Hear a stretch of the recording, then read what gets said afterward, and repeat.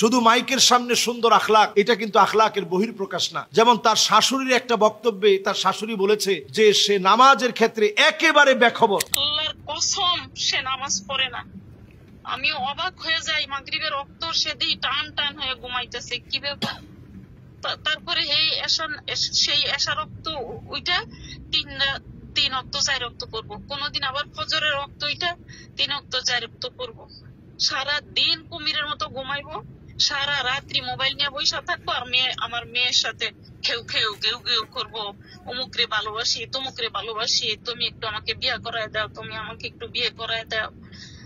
বুঝছেন, তার অনেক নারী লিপ্স, তার চোখের হেফাজত নাই। সে অনেক, আমি বইলে শেষ করতে পারবো না। আমি অনেক অনেক অপেক্ষা করছিলাম যে দেখি আলেমদের সমাজে থাইকা যদি তার ইসলাহ হয়, কিন্তু সে অহংকারী, যে নিজের দোষ নিজে জানে যে এটা আমি দোষ করছি, এটা আমি অন্যায় করছি, কিংবা এটা আমার গুনাহ হয়েছে, সে তওবা করে ফিরে আসে। কিন্তু সে যা করে সে মনে করে এটাই ঠিক।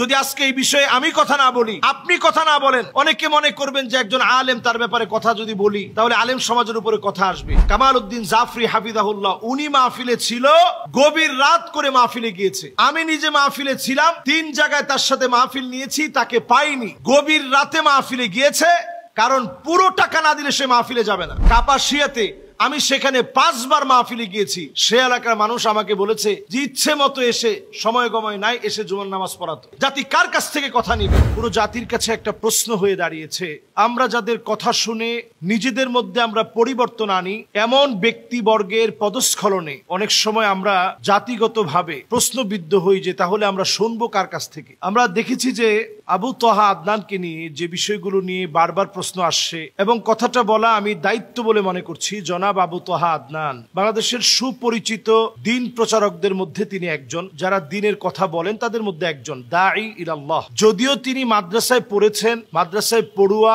কোনো আলেম নন।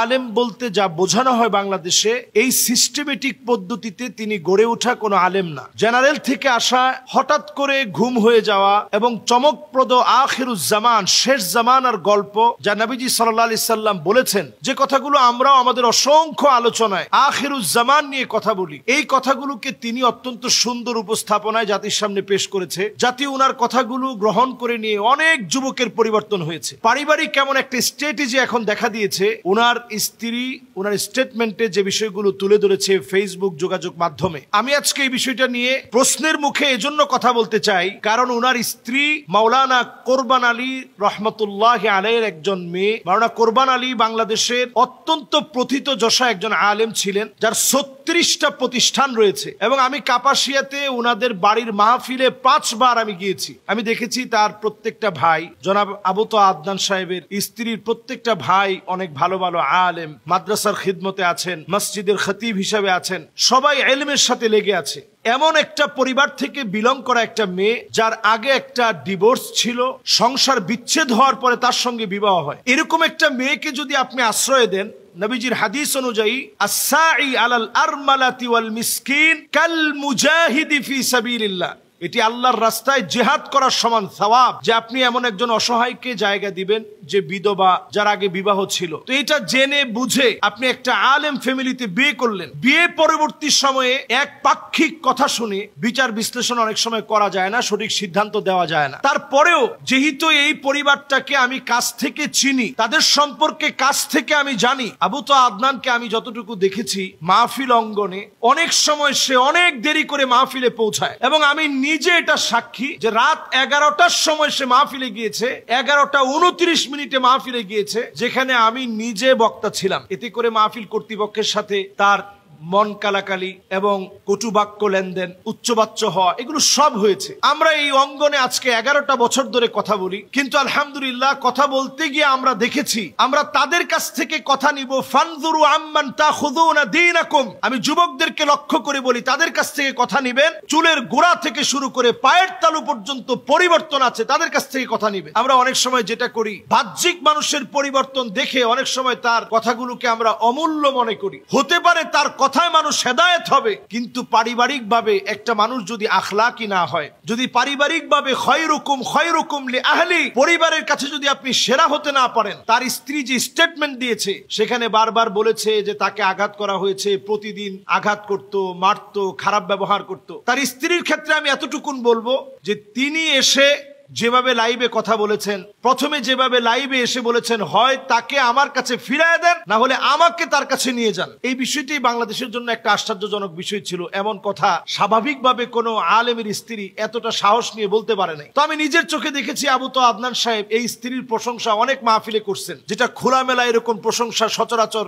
আলেমরা করতে এটা গায়রত মনে করে, আত্মমর্যাদায় লাগে এরকম মনে করে নিজের স্ত্রীর কথা, ঘরের কথা তেমন আলোচনায় আনে না। কিন্তু আবু তো আদনান সাহেব তিনি বলছেন, আল্লাহ আমার স্ত্রীকে হায়াত দারাজ করুক, সে যে এভাবে বলছে যে সে আমার মতো একেবারে সাধারণ, আমি যেভাবে সাধারণ আমার স্বামীও সাধারণ, এই শক্ত কথাগুলোর কারণে বাংলাদেশের ভিতরে ফেস দ্য পিপলকে ঘিরে এই লাইভের পরে একটা আলোড়ন সৃষ্টি হয়েছিল এবং তাকে গুম করার পরেও ছেড়ে দিতে বাধ্য হয়েছে। তো এখানে কিন্তু এই নারীর অনেক অবদান ছিল। 5টা বছর যে নারী সহ্য করে ডিভোর্সের পরে স্বাভাবিক যে নারীরা বাংলাদেশে ঘর সংসার আবার নতুন করে সাজায়, তারা চেষ্টা করে যে সবর করতে হবে, তারপরেও যেন এই সংসারটা ভেঙে না যায়। সব সবর করার পরেও মুফতি আব্দুল মালিক হাফিজাহুল্লাহ তিনি পর্যন্ত বলছেন যে ঠিক আছে, তোমরা অন্তত কাদা ছোড়াছুড়িটা বন্ধ রাখো। তো আমরা এখন যেটা দেখছি ফেসবুকে প্রতিনিয়ত হয়তো কখনো নারীকে গালিগালাজ করা হচ্ছে, কখনো আবু তোহা আদনানের বিভিন্ন বিষয় নিয়ে কথা বলা হচ্ছে। পরিষ্কার এক্ষেত্রে একটা কথা বলবো, জেনারেল শিক্ষিত কোনো ব্যক্তির কোনো কর্মকাণ্ডের কারণে পুরো আলেম সমাজকে আপনারা প্রশ্নবিদ্ধ করবেন না, অথবা একজন আবু তোহা আদনানের জন্য পুরো আলেম সমাজকে আপনারা প্রশ্নবিদ্ধ করবেন না। একটা ব্যক্তির ত্রুটি থাকতে পারে, দোষ থাকতে পারে।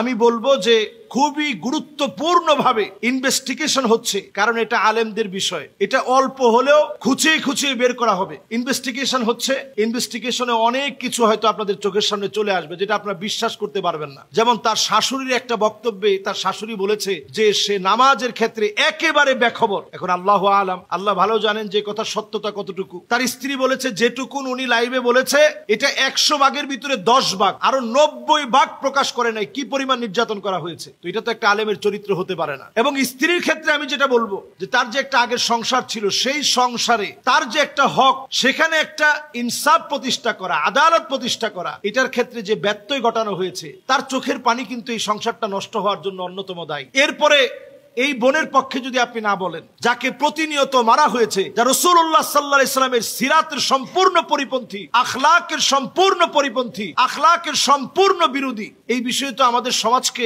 সচেতন করা দরকার। যদি আজকে এই বিষয়ে আমি কথা না বলি, আপনি কথা না বলেন, অনেকে মনে করবেন যে একজন আলেম তার ব্যাপারে কথা যদি বলি তাহলে আলেম সমাজের উপরে কথা আসবে। নতুন একটা ট্রেন্ডিং শুরু হয়েছে, একাধিক বিবাহ, একাধিক বিবাহ। আপনি একটু তাকায় দেখেন, যারা এই একাধিক বিবাহের প্রবর্তক হিসাবে বাংলাদেশে নতুন করে নিজেদেরকে অ্যাপ্রিশিয়েট করছে, নিজেদেরকে বাংলাদেশে প্রমোট করছে এবং প্রবর্তক বলে তারা মনে করছে, তাদের পারিবারিক অবস্থাটা এমন, তাদের অনেকেরই ঘরে কোনো সুখ নাই। আজকের এই কথাটা আমি এই জন্য এখানে বলছি, কারণ অসংখ্য মিডিয়ায় এখন শুধু এই প্রশ্ন আসছে যে এই ব্যাপারে আলেমরা কথা বলছে না কেন, আলেমদের এই ক্ষেত্রে করণীয় কি, আলেমদের চারিত্রিক এরকম সমস্যা যদি জাতির সামনে উঠে আসে, জাতি কার কাছ থেকে কথা নিবে? এজন্য পরিষ্কার কথা, ফানজুরু আম্মান তাখুযুনা দীনাকুম। আগে আপনি লক্ষ্য করবেন ওই লোকটার দিকে চুলের গোড়া থেকে পায়ের তালু পর্যন্ত সুন্নতের অনুকরণ আছে কিনা। শুধু মাইকের সামনে সুন্দর আখলাক, এটা কিন্তু আখলাকের বহিঃপ্রকাশ না। নবীজি সাল্লাল্লাহু আলাইহি সাল্লাম বিখ্যাত সেই হাদিসের দিকে যদি আমরা রাসূলের তাকাই,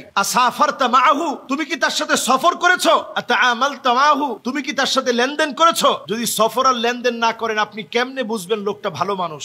আমি যতটুকুন দেখেছি, একেবারে কাছ থেকে যেই তো ময়দানে কাজ করা হয়েছে, যতটুকুন আমি দেখেছি, প্রায় সময় কামাল উদ্দিন জাফরি হাফিজাহুল্লাহ উনি মাহফিলে ছিল, গভীর রাত করে মাহফিলে গিয়েছে। আমি নিজে মাহফিলে ছিলাম, 3 জায়গায় তার সাথে মাহফিল নিয়েছি, তাকে পাইনি। গভীর রাতে মাহফিলে গিয়েছে, কারণ পুরো টাকা না দিলে সে মাহফিলে যাবে না। অসংখ্য মাহফিলে এই জাতীয় ঘটনা ঘটেছে। এগুলো আলেমদের জন্য অত্যন্ত অসুন্দর, আলেমদের জন্য অসম্মানজনক এবং এগুলো দৃষ্টিকটুর। মানুষের কাছে এগুলো প্রকাশিত হলে অসম্মানজনক হবে। আজকের এই আলোচনা থেকে আমি সজাগ করতে চাই, আমরা গালিগালাজ করার ক্ষেত্রে সতর্ক হই, কথা শোনার ক্ষেত্রেও সতর্ক হই। কার কাছ থেকে কথা শুনছি? আমি এক মাহফিলে নিজের চোখে দেখেছি 11:29 যাওয়ার পর মারামারির অবস্থা। তো এই যে জাতীয় ঘটনাগুলো ঘটেছে এতদিন ধরে, এমন কথাও শুনেছি, আল্লাহু আ'লাম, আল্লাহ ভালো জানেন, যেরকম মানুষের সামনে প্রকাশ করছে এই বিষয়গুলো যখন প্রকাশিত হবে, জুমার নামাজ যেখানে পড়াতেন ওই এলাকার মানুষ কাপাসিয়াতে, আমি সেখানে 5 বার মাহফিলে গিয়েছি, সে এলাকার মানুষ আমাকে বলেছে